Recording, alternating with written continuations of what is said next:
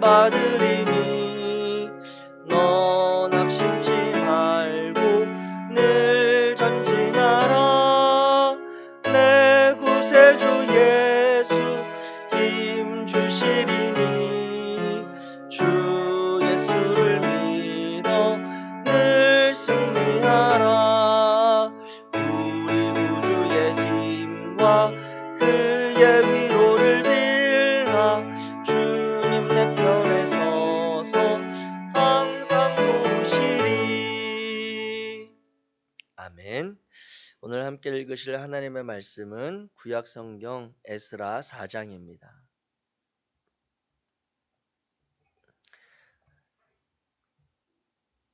구약성경 에스라 4장 1절부터 24절까지 말씀입니다. 제가 가진 성경으로 구약성경 714페이지 에스라 4장 1절부터 우리 한 목소리로 같이 읽겠습니다. 시작. 사로잡혔던 자들의 자손이 이스라엘의 하나님 여호와의 성전을 건축한다 함을 유다와 베냐민의 대적이 듣고 스룹바벨과 족장들에게 나와 이르되 우리도 너희와 함께 건축하게 하라. 우리도 너희같이 너희 하나님을 찾노라. 아수르 왕 에살핫돈이 우리를 이리로 오게 한 날부터 우리가 하나님께 제사를 드리노라 하니 예수아와 기타 이스라엘 족장들이 이르되 우리 하나님의 성전을 건축하는데 너희는 우리와 상관이 없느니라. 바사왕 고레스가 우리에게 명령하신 대로 우리가 이스라엘의 하나님 여호와를 위하여 홀로 건축하리라 하였더니 이로부터 그 땅 백성이 유다 백성의 손을 약하게 하여 그 건축을 방해하되 바사왕 고레스의 시대부터 바사왕 다리오가 즉위할 때까지 관리들에게 뇌물을 주어 그 계획을 막았으며 또 아하수에로가 즉위할 때에 그들이 그를 올려 유다와 예루살렘 주민을 고발하니라. 아닥사스다 때에 비슬람과 미드르닷과 다브엘과 그의 동료들이 바사왕 아닥사스다에게 글을 올렸으니 그 글은 아람 문자와 아람 방언으로 써서 진술하였더라. 방백 르훔과 서기관 심세가 아닥사스다 왕에게 올려 예루살렘 백성을 고발한 그 글에 방백 르훔과 서기관 심세와 그의 동료 디나 사람과 아바사 사람과 다블렛 사람과 아바세 사람과 아렉 사람과 바벨론 사람과 수산 사람과 대해 사람과 엘람 사람과 그 밖의 백성 곧 존귀한 오스납빌이 사마리아 성과 유브라데 강 건너편 다른 땅에 옮겨든 자들과 함께 고발한다 하였더라. 아닥사스다 왕에게 올린 그 글의 초본은 이러하니 강 건너편에 있는 신하들은 왕에게 아뢰나이다. 당신에게서 우리에게로 올라온 유다 사람들이 예루살렘에 이르러 이 패역하고 악한 성읍을 건축하는데 이미 그 기초를 수축하고 성곽을 건축하오니 이제 왕은 아시옵소서. 만일 이 성읍을 건축하고 그 성곽을 완공하면 저 무리가 다시는 조공과 관세와 통행세를 바치지 아니하리니 결국 왕들에게 손해가 되리이다. 우리가 이제 왕궁의 소금을 먹음으로 왕이 수치당함을 참아보지 못하여 사람을 보내어 왕에게 아뢰오니 왕은 조상들의 사기를 살펴보시면 그 사기에서 이 성읍은 패역한 성읍이라 예로부터 그 중에서 항상 반역하는 일을 행하여 왕들과 각 도에 손해가 된 것을 보시고 아실지라. 이 성읍이 무너짐도 이 때문이니이다.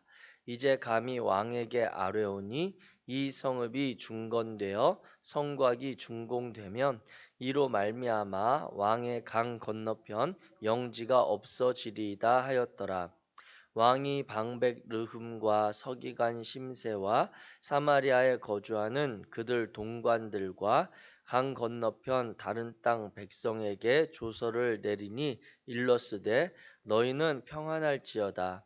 너희가 올린 글을 내 앞에서 낭독시키고 명령하여 살펴보니 과연 이 성읍이 예로부터 왕들을 거역하며 그 중에서 항상 패역하고 반역하는 일을 행하였으며 옛적에는 예루살렘을 다스리는 큰 군왕들이 있어서 강 건너편 모든 땅이 그들에게 조공과 관세와 통행세를 다 바쳤도다. 이제 너희는 그 명령을 전하여 그 사람들에게 공사를 그치게 하여 그 성을 건축하지 못하게 하고 내가 다시 조서 내리기를 기다리라. 너희는 삼가서 이 일에 게으르지 말라. 어찌하여 화를 더하여 왕들에게 손해가 되게 하랴 하였더라. 아닥사스다 왕의 조서 초본이 르훔과 서기관 심세와 그의 동료 앞에서 낭독되매 그들이 예루살렘으로 급히 가서 유다 사람들을 보고 권력으로 억제하여 그 공사를 그치게 하니 이에 예루살렘에서 하나님의 성전 공사가 바사 왕 다리오 제2년까지 중단되니라. 아멘. 오늘 우리가 에스라 4장의 말씀을 함께 읽었습니다. 이 에스라 4장의 말씀을 함께 살펴보고 그 가운데 오늘 하루 또 하나님께서 우리에게 도전하시며 하루를 시작하는데 기도하게 하시는 내용을 함께 살펴보기 원합니다. 이 에스라 4장의 이제 내용을 우리가 가만히 살펴보면 1절부터 3절까지는 이제 유다와 베냐민의 대적으로 인해서 사건이 벌어지는 상황을 볼 수가 있습니다. 이들은 자신들에 대해서 소개하기를 아스루 왕 에살핫돈에 의해서 강주 이주당한 이방 사람들이다라고 하는 그러한 이야기를 이야기해주고 있습니다. 그러면서 그들도 자신들에 대해서 이야기할 때 자신들이 이 땅에 들어와 살 때, 즉 가나안 땅이죠. 오늘 본문에 보게 되면 특별히 1절 말씀에 유다와 베냐민의 대적이라고 하는 그러한 표현을 통해 남유다 중심으로 한 가나안 땅에 정착한 이들이라고 하는 것을 알 수가 있습니다. 이들도 이제 가나안 땅에 거주하게 된 순간부터 하나님을 섬기게 되었다라고 하는 것으로 귀환한 자들, 즉 바벨론에서 돌아온 이스라엘 민족과 같은 신앙을 가진 자들이라고 하는 고백을 하면서 자신들도 너희가 짓고자 하는 그 성전 건축에 동참시켜 달라, 우리도 동참하게 할 수 있도록 해달라고 하는 그러한 이야기를 합니다. 그러한데 그러한 자들의 이제 그 제안이 거절당하자 이들이 이제 그 귀환한 자들의 손을 약하게 함으로 인해서 이 성전 건축을 방해하는 그 사건이 시작되게 됩니다. 그래서 심리적으로 불안하게 하고 또 자신들이 그동안 그 땅 가운데서 차지하며 가지고 있었던 기득권과 또 힘을 이용해서 이 성전 건축을 본격적으로 방해하는 일들을 하게 됩니다. 그런데 이제 이 귀환한 이스라엘 민족들은 자신들에 대해서 스스로 고백할 때 우리는 고레스 왕의 칙령을 받고 그것에 근거해서 돌아와서 성전을 재건할 그러한 자들이다라고 하면서 우리는 성전 재건의 권리와 책임이 있다라고 하는 것을 자신들을 강조하면서 정체성을 드러내게 됩니다. 그러자 이제 4절부터 이어지는 내용에 보면 본격적으로 어떠한 내용으로 어떠한 상황으로 이 성전 건축이 방해받는지 그 내용이 나오는데 요청을 거절당한 이들이 이제 본문에 보게 되면 왕에게 바사의 왕에게 뇌물과 그리고 좋은 것들을 보내면서 성전 건축을 방해하는 그러한 정치적인 행위들을 하게 됩니다. 그래서 보게 되면 관리들에게 뇌물을 주어 그 계획을 막고 또 아하수에로가 즉위할 때에 그들이 글을 올려서 즉 상소를 올려서 유다와 예루살렘 주민들을 고발하는 그러한 사건으로 이제 펼쳐지게 됩니다. 이들은 이제 고레스부터 아하수에로까지 이어서 계속해서 이들이 이 성전 건축을 방해했다라고 하는 것을 우리가 알 수가 있고 그들 가운데 거짓 사실을 만들어서 유포하는 그러한 사법기관에 고소하는 그러한 일들까지 벌어지게 됩니다. 그런데 이것은 단순히 이 에스라서에서만 나타나는 성전 건축의 방해의 그러한 세력들이 아니라 이후에 이제 보게 되는 느헤미야서와도 연결해서 계속해서 이 세력들이 성전 건축과 성벽 건축을 계속해서 방해하는 그러한 역할을 하게 됩니다. 그렇다면 이들이 왜 이렇게 뿌리 깊게 오랜 시간 동안 이러한 행위들을 하게 되었는지는 뒤에서 잠깐 살펴보도록 하겠고, 이러한 상황 가운데 귀한 자들 이스라엘 민족은 자신들의 정체성을 분명히 지켜가면서 우리는 이 하나님의 성전을 건축해서 이로 인한 하나님의 나라의 백성을 삶을 살기를 원하는 그러한 일들 지속적으로 행해가는 그러한 과정을 보게 되는 것이죠. 그러면서 그 과정 가운데 이제 7절부터 10절에 보면 방백 르흠과 서기관 심세를 중심으로 한 아닥사스다 왕, 즉 이 아닥사스다 왕은 아하수에로 왕의 아들이거든요. 그 아하수에로 왕과 그리고 그 왕비 사이에서 와스디 왕비 사이에서 태어난 아들이 바로 이 아닥사스다 왕인데, 이 아닥사스다 왕에게 본격적으로 유대인을 고소하는 글을 쓰는데 그 기록을 성경에서는 아주 구체적으로 이야기하죠. 그 글이 아람어, 그 당시에 고대 근동에서 통용되던 공식적인 외교 문서에 통용되던 아람어로 이 내용을 기록했고, 또 그 뒤에 보게 되면 11절부터 16절에 보면 그 내용이 무엇이었는지 초본의 내용을 오늘 본문에서는 공개하고 있습니다. 이 상황 가운데 이제 우리가 좀 성경에 대해서 살펴보면서 그럼 방백은 어떤 사람이고 서기관은 어떤 사람이냐라고 하는 것을 간단하게 살펴본다면, 방백이라고 하는 그러한 사람들은 지역에서 연락관의 역할을 하는 사람입니다.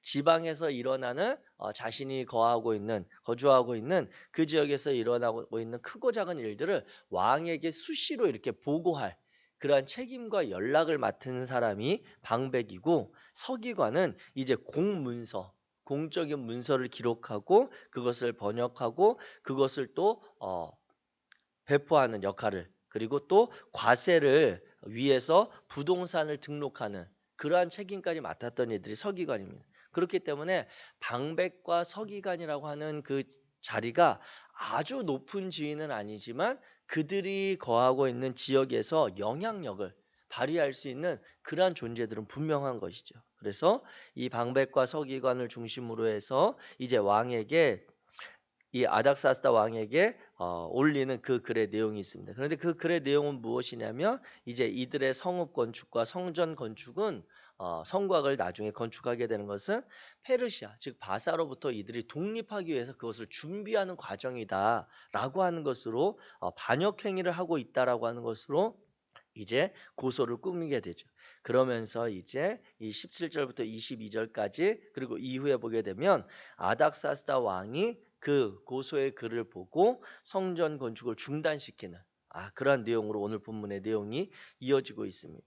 그렇다면 오늘 이 본문 가운데 이제 결과적으로는 성전 건축이 에스라 4장에서는 중단되는데, 왜 이 유다의 베냐민 대적, 즉 유다와 베냐민의 대적이라고 하는 오늘 본문에서 방백 르흠과 서기관 심세를 중심으로 한 그 지역에 살고 있던 이들이 왜 이렇게 성전 건축을 제안을 같이 했다가 거절당하자 이렇게 돌아서서 적대적이 되었는가라고 하는 것을 한번 살펴볼 필요가 있습니다. 이들의 이 그 사건을 이제 추적해서 올라가다 보면 열왕기하 17장에 그들과 관련된 내용이 있습니다. 열왕기하 17장에 가면 북이스라엘의 이제 호세아 왕 때 아수르의 왕 살마네셀이 올라와서 이 지역을 점령하고 전쟁을 벌이는 그러한 사건이 벌어집니다.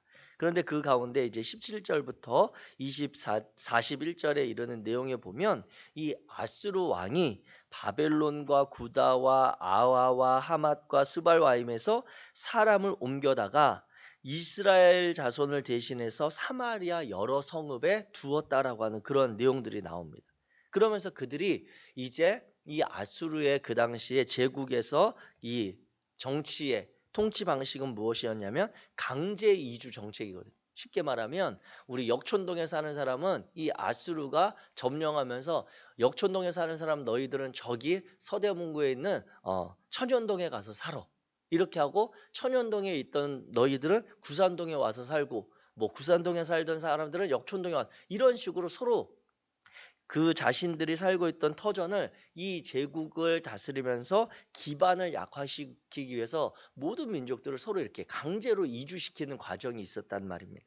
그 과정 가운데 이제 이 북이스라엘을 먼저 점령하면서 사마리아를 중심으로 한 가나안 땅에 다양한 민족들, 다양한 지방에 살던 사람들 강제로 데려와서 살게 했는데 이들이 가나안 땅에 들어와서 살다 보니까 그 전에 살던 사람들이 섬기던 문화와 종교가 있잖아요. 그 종교와 문화가 바로 여호와 하나님, 야훼를 섬기는 신앙이었던 것입니다. 그래서 이들이 돌아와서 거하는 가운데 그 땅 가운데 있었던 문화인 야훼 하나님을 섬기는 문화를 이들도 받아들이면서 이 하나님을 섬기려고 하는데 아무래도 이 하나님을 섬기는 게 어색하죠. 익숙하지 않죠. 자신들이 그동안 살던 지역에서 섬기던 종교의 관습과 또 그 종교의 신앙적인 가치가 이 여호와 하나님을 섬기는 신앙과는 너무나도 다릅니다.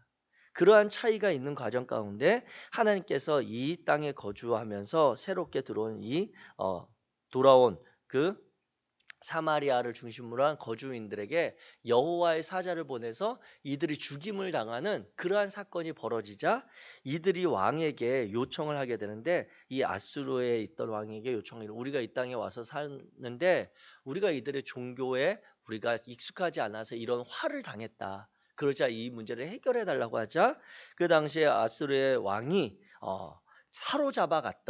사로잡아갔던 북이스라엘에 있었던 이들 중에 제사장 한 명을 다시 이 사마리아 땅으로 파견을 합니다. 그러면서 그들에게 새로 정착한 이들에게 그곳에서 살면서 백성에게 여호와를 어떻게 경외할지를 가르쳐라라고 하면서 그 제사장을 중심으로 해서 이제 그 땅에 살던 사람들이 여호와 하나님을 섬기던 신앙을 받아들이게 되는데 문제는 무엇이냐면 이 열왕기하 17장에 보다 보면 중간에 어떻게 여호와 경외할지를 가르쳤더라라고 하는 사건 이후에 그러나 각 민족이 각기 자기의 신상들을 만들어 사마리아 사람이 지은 여러 산당들에 두되 각 민족이 자기들이 거주한 성읍에서 그렇게 하여 쭉 이렇게 기록을 합니다. 즉 그러니까 이들이 가나안 땅에서 있는 여호와 하나님을 섬기는 그 여호와 하나님만을 섬기는 신앙을 그들이 받아들인 것이 아니라 자기들이 가지고 있었던 신앙과 혼합해서 여호와 하나님을 섬기는 문화를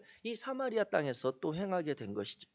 그러면서 그 뒤에 가게 되면 그들이 또 여호와를 경외하여 자기 중에서 사람을 산당의 제사장으로 택하여 그러니까 이제 자기들 중에 자기들의 신앙과 문화를 통용하게 가지고 있는 사람들을 제사장으로 택하였다라고 하는 것이죠.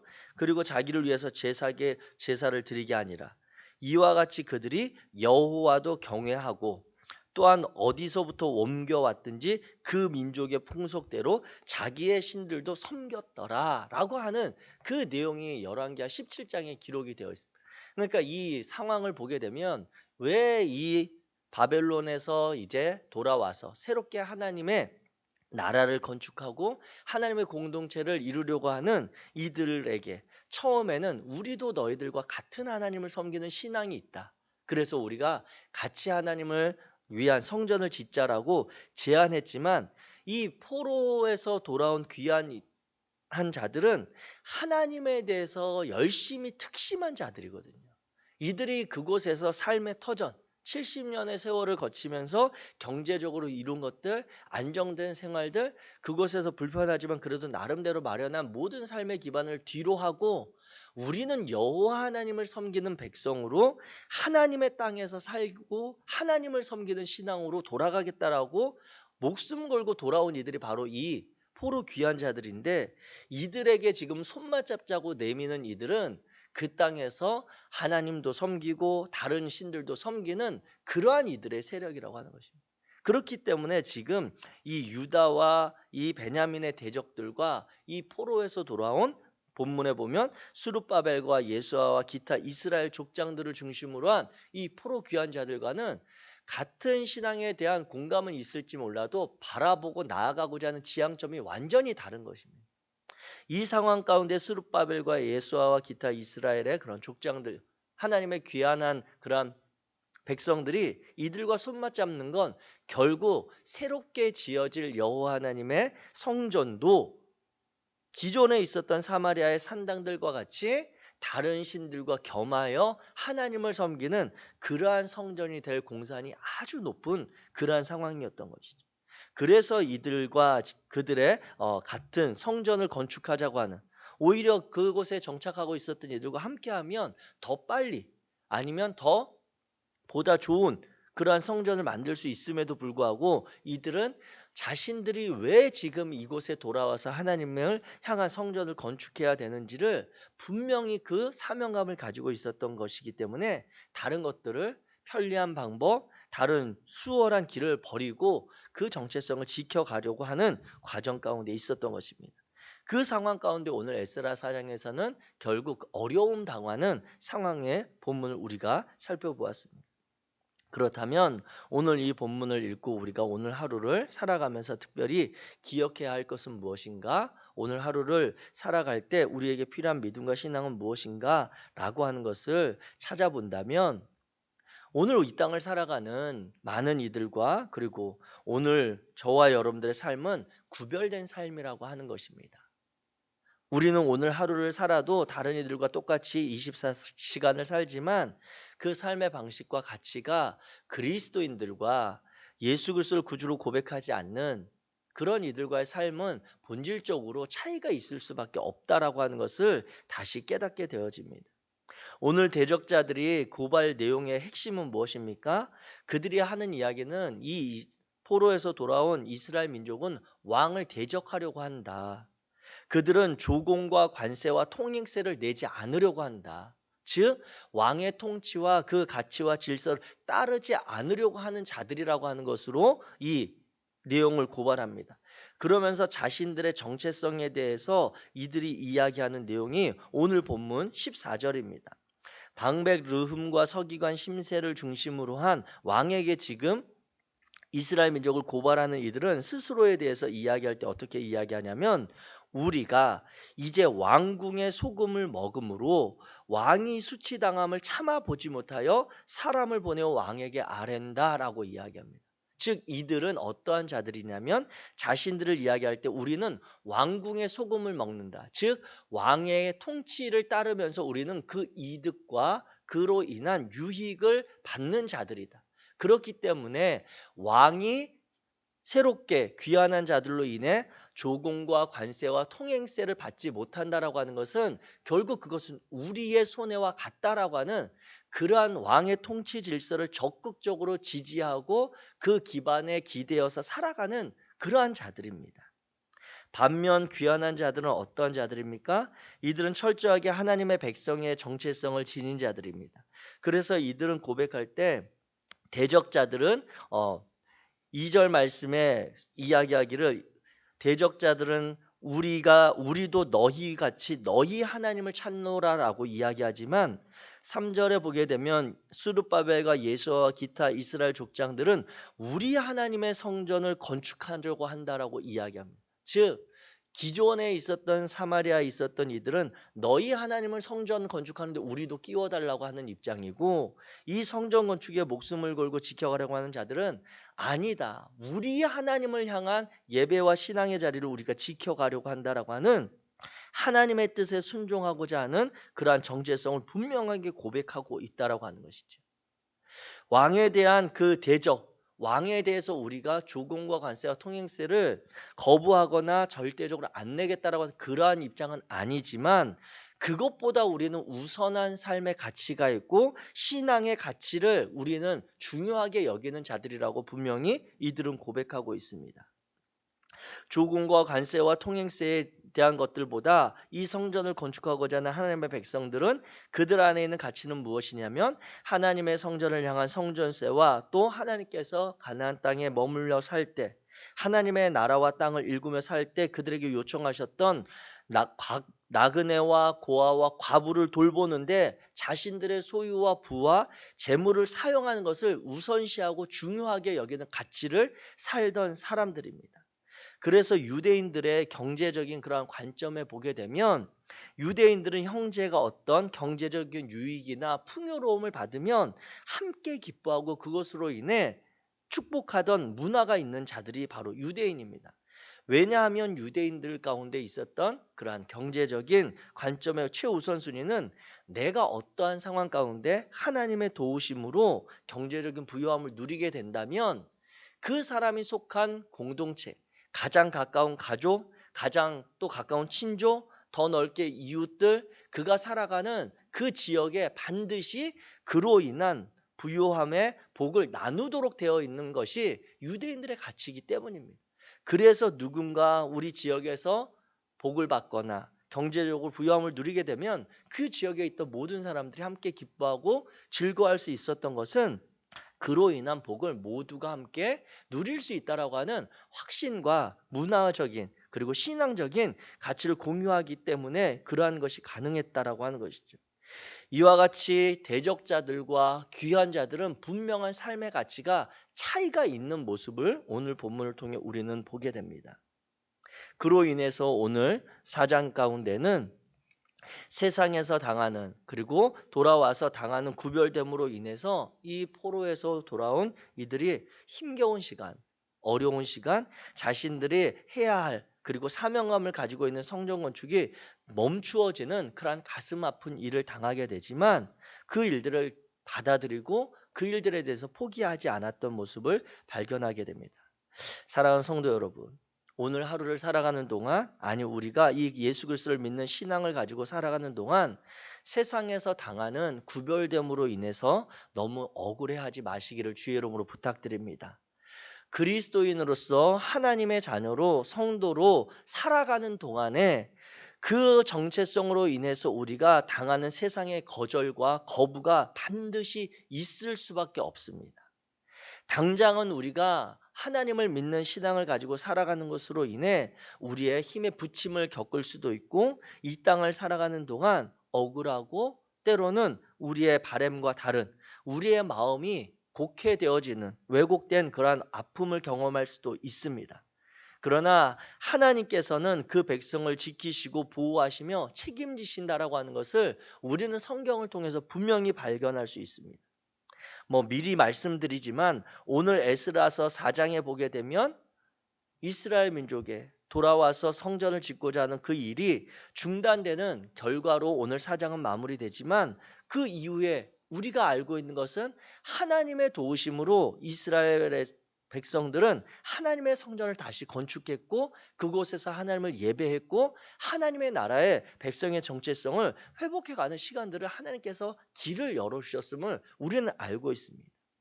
그렇기에 비록 오늘 이 본문을 통해서 우리의 현재 상황을 비춰볼 때 어려움 당하고 고통 당하고 그리스도인으로 살아가는 세상의 질서와 가치와 다른 그러한 정체성으로 인해 혼란함이 있더라도 낙심치 마시고 오늘 하루 우리를 붙드시며 넉넉할 이길 힘 주시며 오늘 하루를 견디도록 이끄시는 그 하나님을 신뢰하여 믿음의 용기를 가지고 살아가는 성도님들 되시기를 주님의 이름으로 축복합니다. 기도하겠습니다. 사랑의 하나님, 이 시간 하나님께서 오늘 에스라 4장의 말씀을 통해 우리에게 도전하시고 우리의 삶의 정체성을 점검해 가게 하시니 감사합니다. 거룩하신 하나님, 우리가 이 땅을 살아가면서 그리스도인으로서 하나님께서 우리에게 허락하신 믿음과 또 그 믿음을 지켜감으로 인한 또 우리의 수고로움과 성실함으로 인한 삶 열매들을 거두기 원하는 그러한 마음이 있습니다. 그러나 때로는 그것들이 이 시대의 가치와 다르고 세상의 질서와 다르며 하나님의 뜻을 순종함으로 인해 겪는 어려움과 또 우리의 손해들도 있음을 고백합니다. 그 일들로 인해 우리의 믿음이 꺾이지 않도록 도와주시고 우리의 이 신앙의 길을 저버리지 않도록 도와주시며 우리가 그리스도인으로서의 정체성을 포기하지 않도록 성령 하나님께서 오늘도 용기 주시고 붙들어 주옵소서. 그래야 해서 우리를 통해 이 땅 가운데 이루실 하나님의 나라를 소망하며 하나님께서 회복하실 그 영광과 그 믿음의 자리가 굳건히 될 수 있도록 이끌어 주실 줄 믿으며 우리 주 예수 그리스도의 이름으로 기도하였습니다. 하늘에 계신 우리 아버지여, 이름이 거룩히 여김을 받으시오며 나라가 임하시오며 뜻이 하늘에서 이루어진 것 같이 땅에서도 이루어지이다. 오늘 우리에게 일용할 양식을 주시옵고 우리가 우리에게 죄 지은 자를 사하여 준 것 같이 우리 죄를 사하여 주시옵고 우리를 시험에 들게 하지 마시옵고 다만 악에서 구하시옵소서. 나라와 권세와 영광이 아버지께 영원히 있사옵나이다. 아멘.